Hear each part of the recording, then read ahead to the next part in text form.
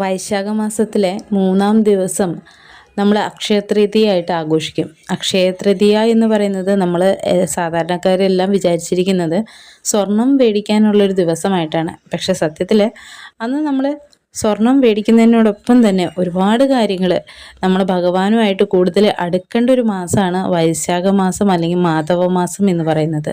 ഈ മാസത്തിൽ നമ്മൾ ഭഗവാൻ വിഷ്ണുവിനെ, ലക്ഷ്മി സമേതനായിട്ടുള്ള വിഷ്ണുവിനെ മനസ്സറിഞ്ഞ് വിളിക്കുകയാണെങ്കിൽ നമ്മൾ ആഗ്രഹിച്ച എന്തൊരു കാര്യവും ഭഗവാൻ നമുക്ക് നടത്തിത്തരുന്നതാണ്. നമ്മുടെ ജീവിതത്തിൽ ഏതൊരു വിഷമഘട്ടങ്ങളിൽ നിന്നും നമ്മൾ പുറത്തു കൊണ്ടുവരാൻ ഭഗവാൻ സഹായിക്കുന്നതാണ്. അപ്പം ഇന്നത്തെ ദിവസം നിങ്ങളൊരു പ്രതിജ്ഞ എടുക്കുക. നിങ്ങൾ ആരെക്കുറിച്ചും കുറ്റം പറയില്ല, കുറവ് പറയില്ല. മറ്റുള്ളവർക്ക് ദാനം ചെയ്യാനും മറ്റുള്ളവരെ സഹായിക്കാനും ഇന്നത്തെ ദിവസം ഉപയോഗിക്കുമെന്ന്.